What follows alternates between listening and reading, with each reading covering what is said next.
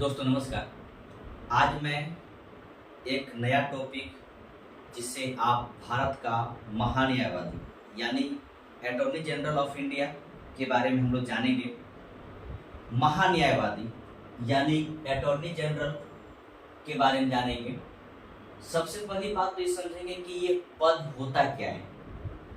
तो अगर हम बहुत ही सरल भाषा में समझें तो ये मोटा मोटी मान के चलिए कि ये भारत सरकार का वकील है। ठीक है, भारत सरकार का वकील जिसे हम महान्यायवादी के नाम से जानते हैं। और ये हमारे संविधान में भाग 5 और अनुच्छेद 76, ध्यान रखें दोस्तों कि ये भाग 5 और अनुच्छेद 76 के तहत में ये प्रावधान किया गया है कि भारत में एक महान्यायवादी होगा। ठीक है, तो अब महान्यायवादी काम क्या है? तो भारत सरकार का वकील के तौर पर काम करते हैं भारत के किसी भी न्यायालय में, चाहे वो सुप्रीम कोर्ट हो, चाहे वो उच्च न्यायालय हो, यानी हाई कोर्ट हो या सुप्रीम कोर्ट हो। ठीक है, अगर भारत सरकार की वकील की का जरूरत पड़े तो यही महान्यायवादी जाते हैं। या ऐसा कह सकते हैं कि भारत सरकार का सर्वोच्च विधिक अधिकारी होता है, यानी कानूनी अधिकारी होता है, यानी कानूनी अधिकार रखते हैं। दूसरा बात यह भी है कि भारत सरकार को कोई कानूनी सलाह चाहिए तो यही देते हैं, महान्यायवादी देते हैं। तो भारत सरकार के वकील मानिए, भारत सरकार का सर्वोच्च विधिक अधिकारी मानिए, भारत सरकार का कानूनी सलाहकार मानिए, जो कि महान्यायवादी है। अनुच्छेद 76 ध्यान रखेंगे और भाग 5 में हमारे संविधान में ये जिक्र है, हमारे संविधान में ये उल्लेख है कि भारत में एक महान्यायवादी होगा।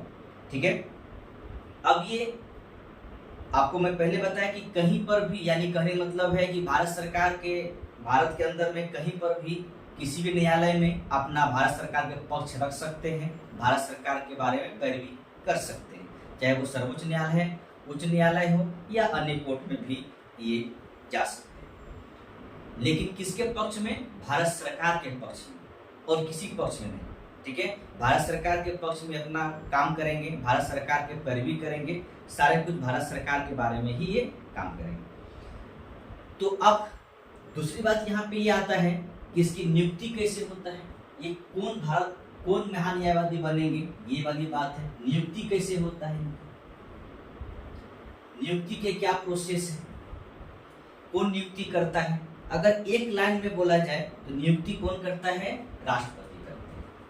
ठीक है, नियुक्ति महान्यायवादी का नियुक्ति राष्ट्रपति करते हैं। लेकिन क्या राष्ट्रपति अपने मन से करते हैं? ऐसी बात तो है नहीं, राष्ट्रपति अपने मन से नहीं करते। ध्यान रखेंगे, संघीय मंत्री परिषद की सलाह पर राष्ट्रपति नियुक्ति करते हैं। लेकिन संघीय मंत्री परिषद का मतलब क्या है? ठीक है, संघीय मंत्री परिषद, ठीक है, मंत्री परिषद का मतलब क्या है, यानी इसका हेड कौन है? तो आप यहां पर ये भी समझ लेंगे, इसका हेड पीएम है। तो आप मोटा मोटी समझेंगे कि पीएम की सलाह पर, प्रधानमंत्री के सलाह पर राष्ट्रपति भारत के महान्यायवादी का नियुक्ति करते हैं। ठीक है, और ये प्रोसेस कितना में है, नियुक्ति वाली प्रोसेस कितना अनुच्छेद में है? तो ध्यान रखिए 76 का 1 में नियुक्ति का प्रोसेस है, यानी नियुक्ति करते हैं। ठीक है, किसका नियुक्ति करते हैं? महान्यायवादी का। कौन करते हैं? राष्ट्रपति करते हैं। राष्ट्रपति अपने मन से नहीं करते हैं, संघीय मंत्री परिषद की सलाह पर राष्ट्रपति नियुक्ति करते हैं महान्यायवादी का। ठीक है, आगे तो महान्यायवादी का कार्यकाल क्या होगा, ये भी आपको जानना है। कार्यकाल क्या होगा? तो ध्यान रखिएगा कि कार्यकाल राष्ट्रपति के प्रसाद पर्यंत, ठीक है, राष्ट्रपति के प्रसाद पर्यंत। आपको पता है कि प्रसाद क्या होता है? प्रसाद पर्यंत का मतलब क्या होता है? आप किसी मंदिर में गए, प्रसाद बांटा जा रहा है, तो आपको मनचाहा प्रसाद नहीं मिलेगा, जो मिला संतुष्टि उसी में करना पड़ेगा। 2 बूंद मिला, यानी सॉरी 2 2 दाना मिला या पूरा भर के कटोरी मिला, बस जितना मिला संतुष्टि कर लीजिए आप। तो वही वाला बात यहाँ पर है कि राष्ट्रपति के प्रसाद पर्यंत, यानी कहने मतलब राष्ट्रपति जब तक चाहते हैं तब तक आप महान्यायवादी के पद पर बने रहिए। लेकिन वास्तविकता ये चीज है कि आपको पता है कि वर्तमान जो सरकार है वो उनका वकील होता है। तो सरकार जब तक चाहेगी तब तक आप महान्यायवादी के पद पे बने रहेंगे। सरकार जो गई या सरकार का इच्छा किया कि मैं नया महान्यायवादी चुनूंगा, नया महान्यायवादी आ जाता है। लेकिन मोटा मोटी ये समझेंगे कि सरकार जब तक है, अपने 5 साल के कार्यकाल में जब तक है तब तक महान्यायवादी पद पर बने रहे, क्योंकि यही सरकार ने चुनी है। तो जो ही अगर मान लीजिए कि नेक्स्ट सरकार आती है तो ये जो महान्यायवादी पद पर जो बने हुए व्यक्ति हैं वो हट जाएंगे। क्योंकि सपोज कीजिए कि आज के इस दौर में प्रधानमंत्री आज नरेंद्र मोदी जी, अगर सपोज कीजिए कि कल कोई और प्रधानमंत्री बन जाते हैं या किसी और पार्टी प्रधानमंत्री बन जाते हैं, तो जो आज महान्यायवादी हैं वो नहीं रहेंगे, वो भी अपना त्याग पत्र देकर चले जाएंगे। ठीक है। लेकिन आप देखेंगे कि इस 11 साल के दरमियान में, जब से नरेंद्र मोदी जी प्रधानमंत्री बने हैं तब से 11 साल के दरमियान में बहुत सारे ऐसे महान्यायवादी आए और गए। ठीक है। तो सरकार के मतलब प्रसाद पर्यंत, सरकार के मोटा मोटी यानी कि सरकार के मन में जब तक है आप तब तक महान्यायवादी पद पर रहेंगे। कोई ऐसा डेट फिक्स नहीं है कि 5 साल की, 10 साल की, 15 साल। तो जब तक सरकार है, सरकार जब तक चाहेगी तब तक आप बने रहेंगे, यानी कहने मतलब राष्ट्रपति का प्रसाद पर्यंत आप पद पे बने रहिएगा। सरकार जब चाहे तब आपको हटा सकती है, और नहीं तो आप राष्ट्रपति को अपना त्यागपत्र देकर सौंप कर जा सकते हैं। ठीक है। राष्ट्रपति को आप सौंप दीजिए अपना पद और जा सकते। ठीक है।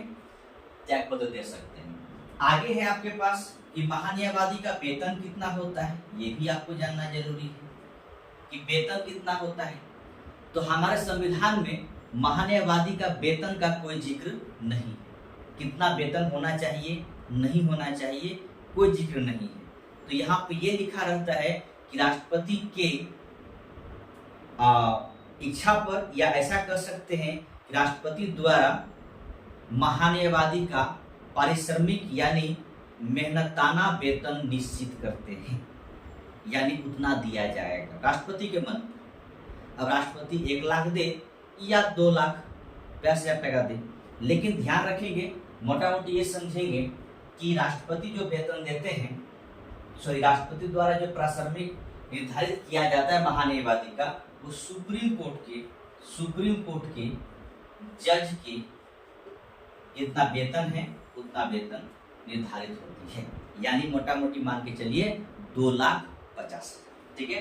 अभी वर्तमान में सुप्रीम कोर्ट के जजों का जो वेतन है वो 2,50,000 है, और सुप्रीम कोर्ट के मुख्य न्यायाधीश का वेतन 2,80,000 है। ठीक है। तो इतना सा वेतन दिया जाता है। ठीक है। तो सुप्रीम कोर्ट के जज का जितना वेतन है उतना वेतन महान्यायवादी का दिया जाता है। लेकिन हमारे संविधान में कोई भी इसका सुप्रीम कोर्ट के जज का जो सुप्रीम कोर्ट के जज के जो योग्यताएं हैं, क्वालिफिकेशन है बनने का, वही महान्यायवादी का ही भी है। लेकिन अब यहाँ पे बात आती है कि कौन बन सकता है। ठीक है। सुप्रीम कोर्ट के जज का योग्यताएं क्या है, कौन जज बन सकता है सुप्रीम कोर्ट में। तो सुप्रीम कोर्ट के जज बनने के लिए सबसे पहली बात तो ये है कि आप भारत के नागरिक होना चाहिए। ये तो सर्वविदित है कि सुप्रीम कोर्ट के जज बनने के लिए जो उसने आर्टिकल दे रखा होगा, सुप्रीम कोर्ट के जज कौन बन सकता है, वो आर्टिकल कितना है, वो 124 का 3। ठीक है। 24 के 3 में ये दिया गया है। पहली बात तो ये कहा गया है कि आप भारत के नागरिक पहली बात होना चाहिए, ये तो सब में लागू होगा। सेकंड बात है कि एक या अधिक न्यायालय में, एक या अधिक उच्च न्यायालय में आप कम से कम 5 वर्ष तक जज के तौर पर काम किए। ठीक है। 5 वर्ष तक कहाँ जज के तौर पे काम किए हैं, हाई कोर्ट में। ठीक है। तो 5 वर्ष तक अगर किसी भी एक न्यायालय या एक से अधिक न्यायालय में जज के तौर पे काम किए हैं तो सुप्रीम कोर्ट के जज आप बनने लायक हैं। दूसरा बात कहा गया कि या अगर ये जज नहीं है तो दूसरा में ये कहा गया कि एक या अधिक उच्च न्यायालय में, यानी एक या अधिक उच्च न्यायालय में आप 10 वर्ष तक वकील के तौर पे काम किए हैं। ठीक है, वकील के तौर पे काम किए हैं, ये जज हैं और ये वकील के तौर पे काम किए हैं 1 से 10 वर्ष। बात यहाँ पे आएगा, इसमें दोनों में से कोई एक चाहिए, ऐसा बात नहीं दोनों में चाहिए। अगर 5 साल वकील के जज के तौर पे काम किए तो भी सुप्रीम कोर्ट के जज बन सकते हैं हाई कोर्ट में। और अगर हाई कोर्ट में 10 साल तक आप वकील काम किए हैं तो पर भी आप जज बन सकते सुप्रीम कोर्ट के। अगर ये दोनों में कोई एक चाहिए और नहीं तो तीसरा पॉइंट भी है कि राष्ट्रपति को लगे, राष्ट्रपति की नजर में लगे कि आप एक विधि वेत्ता है, यानी आप एक कानूनी जानकार है, राष्ट्रपति के नजर में लगना चाहिए। ठीक है, राष्ट्रपति नजर में ये लगना चाहिए कि आप एक विधि वेत्ता हैं, आपको कानूनी जानकार है, कानूनी सलाह, कानूनी पता है आपको सारे बारे में, तो आपको सुप्रीम कोर्ट के जज बना दिया जाएगा। तो यही तीनों में से कोई एक भी क्राइटेरिया आप फॉलो कर लेते हैं तो आप महान्यायवादी बन सकते हैं या सुप्रीम कोर्ट के जज बन सकते हैं। ठीक है, अब ये तो सारी बातें हो गई यहाँ तक। अब आगे हम आपको ये बताना चाहेंगे कि महान्यायवादी का जो अधिकार क्षेत्र है या कार्य क्या है। तो हमने आपको पहले बताया कि महान्यायवादी का कार्य है सरकार के वकील के तौर पर। ठीक है, सरकार वकील के तौर पे काम करेंगे, आप सरकार के वकील के तौर पे काम कीजिएगा। लेकिन कभी कभी ऐसा भी होता है कि राष्ट्रपति जो विषय निर्देशित करते हैं कि ये इस विषय पे आप सलाह दीजिए या कानूनी सलाह दीजिए, तो महान्यायवादी को कानूनी सलाह देना पड़ता है। यानी यहाँ पर महान्यायवादी का कार्य के बारे में अगर हम जिक्र करें, ठीक है, कार्य कर्तव्य के बारे में जिक्र करें जो कि अनुच्छेद 76 के 2 में दे रखा हुआ है। ठीक है, कि कार्य और कर्तव्य क्या होना चाहिए। तो पहली बात तो ये कि राष्ट्रपति अगर कोई विषय निर्धारित करती है उस विषय पर महान्यायवादी अपना सलाह देंगे, कानूनी सलाह देंगे। ठीक है, राष्ट्रपति जो भी विषय निर्धारित करती है उस विषय पर कानूनी सलाह देने का अधिकार, कानूनी सलाह दे सकते हैं महान्यायवादी, देना पड़ेगा, कोई उपाय नहीं है। ठीक है, सेकंड बात है कि भारत सरकार के किसी भी कार्य में अगर न्यायालय की बात हो, ठीक है, यानी कानूनी सलाह की बात हो, तो भारत सरकार के कानूनी सलाह या कानूनी वकील के तौर पर इंडिया के किसी भी हाई कोर्ट या सुप्रीम कोर्ट एक जगह पर है, एक ही सुप्रीम कोर्ट है, यानी इंडिया के सुप्रीम कोर्ट और हाई कोर्ट में अपना वो वक्तव्य दे सकते हैं, अपना पैरवी कर सकते हैं, अपना पक्ष रख सकते हैं। ठीक है, तो भारत सरकार के कानूनी सलाहकार या वकील के तौर पे काम करेंगे। मैंने पहला बात कहा कि राष्ट्रपति अगर कोई विषय निर्धारित करती है उस विषय पर वो कानूनी सलाह देंगे, दोनों वाली बातें हैं। तो कानूनी सलाह देंगे और भारत सरकार के वकील के तौर पर काम करेंगे, ये दोनों काम है। लेकिन तीसरा अगर हम यहाँ पर देखें, एक बात यहाँ पे और आती है कि महान्यायवादी का अधिकार और कुछ है, जैसे कि अनुच्छेद 88 में दे रखा हुआ है। ठीक है, अनुच्छेद 88 में दिया हुआ है कि महान्यायवादी का और कुछ काम है, जैसे कि वो संसद के दोनों सदनों की कार्यवाही में भाग ले सकते हैं। ध्यान रखेंगे, संसद के दोनों सदन मतलब लोकसभा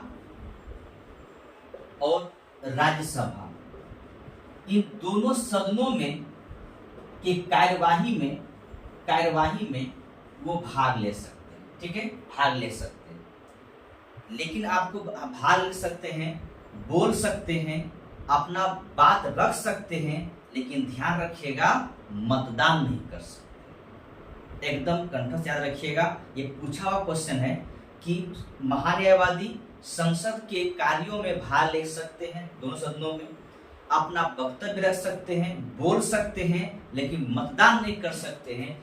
इसलिए नहीं कर सकते मतदान क्योंकि इन दोनों सभाओं का वो सदस्य नहीं है। सदस्य नहीं है, मेंबर नहीं है, या लोकसभा या राज्यसभा का वो मेंबर नहीं है, इसीलिए वो अपना मतदान नहीं कर सकते। ठीक है, ध्यान रखेंगे। बात यहां पे ये भी आएगा कि अगर संयुक्त बैठक हो, दोनों सदनों की संयुक्त बैठक हो, तो उस समय क्या महान्यायवादी भाग ले सकते हैं? जब यहाँ भाग ले रहे हैं तो संसद के संयुक्त बैठक में भी भाग लेंगे।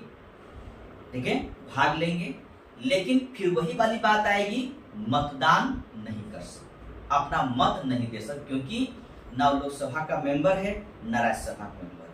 एक बात और ध्यान रखेंगे कि महान्यायवादी मंत्रिमंडल का सदस्य नहीं होते। ध्यान रखिएगा, महान्यायवादी मंत्रिमंडल का सदस्य नहीं होते। ठीक है, मंत्रिमंडल का सदस्य नहीं होते, ध्यान रखिएगा। तो महान्यायवादी मंत्रिमंडल का भी सदस्य नहीं होते। अब यहाँ पर एक बात और आती है कि क्या महान्यायवादी को सलाह देने के लिए या उनके कार्यों में हेल्प करने के कोई और व्यक्ति शामिल है क्या? हाँ, शामिल है। महान्यायवादी को सलाह देने के लिए, महान्यायवादी को सहायता करने के लिए, उनके कार्यों में हेल्प करने के लिए एक सॉलिसिटर जनरल और 2 अतिरिक्त अन्य सॉलिसिटर जनरल होते हैं। तो दोस्तों, महान्यायवादी के कार्यों में हेल्प करने के लिए, सहायता करने के लिए, ध्यान रखें दोस्तों कि महान्यायवादी को हेल्प करने के लिए ध्यान रखेंगे एक सॉलिसिटर जनरल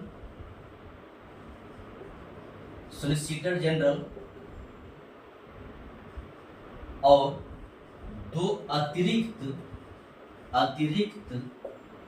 सॉलिसिटर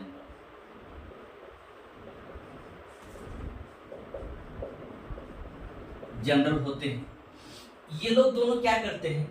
ये महान्यायवादी को हेल्प करते हैं, सहायता करते हैं।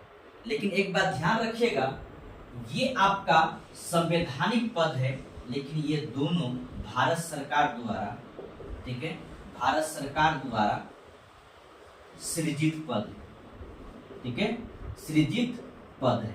यानी कहने का मतलब है कि ये तो आपका महान्यायवादी जो है वो आपका क्या है कि संवैधानिक पद है जिसका अनुच्छेद 76 है, लेकिन दोनों जो पद है, सॉलिसिटर जनरल या अतिरिक्त जनरल, ये दोनों का दोनों पद भारत सरकार द्वारा सृजित पद, यानी भारत, इसका संविधान में कहीं पर जिक्र नहीं। ठीक है, इस बात को लेकर कि महान्यायवादी ध्यान रखेंगे कि ना तो सरकार का पूर्णकालिक वकील होता है और ना ही वो सरकारी कर्मी होता है। ठीक है, तो आज सरकार का पूर्णकालिक वकील महान्यायवादी नहीं होता है कि ये तो सरकारी का ही काम करेगा, ऐसा ही बात नहीं। इसलिए महान्यायवादी को निजी प्रैक्टिस करने की छूट है, लेकिन यहाँ पर एक शर्त है। मैं जो बोल रहा हूँ समझिएगा कि महान्यायवादी जो है वो पूर्णकालिक सरकारी वकील नहीं है। ठीक है, पूर्णकालिक नहीं है, ना ही वो सरकारी कर्मी है, तो इसीलिए उसे निजी प्रैक्टिस करने की छूट है। लेकिन एक बात ध्यान रखेंगे कि जब निजी प्रैक्टिस करेंगे महान्यायवादी, तो उस समय सरकार के विरुद्ध कोई भी वक्तव्य नहीं देंगे। ठीक है, और किसी मुकदमे में ना ही किसी प्रकार की सरकार से पैरवी कर सकते हैं। ठीक है, पैरवी भी नहीं कर सकता है और ना ही सरकार के विरुद्ध कोई काम कर सकते। तो अगर आपको किसी निजी प्रैक्टिस में जाना है, यानी भारत सरकार के अलावे, तो ऐसे केस में आपको जाना होगा जहां पर भारत सरकार से कोई मतलब नहीं। समझ में आ गया? तो क्योंकि महान्यायवादी पूर्णकालिक सरकारी वकील नहीं है, ना ही सरकारी कर्मी है, इसलिए उसे निजी प्रैक्टिस से छूट है। लेकिन भारत सरकार के विरुद्ध कोई काम नहीं करेंगे और ना ही किसी प्रकार से भारत सरकार से पैरवी करेंगे। दोस्तों, ये छोटा टॉपिक था महान्यायवादी का, तो इसे आप पूरा देखे हैं, अच्छा लगा तो आप लाइक भी कीजिएगा, और हम आगे मिलते हैं किसी अन्य टॉपिक के साथ। थैंक यू, जय हिंद।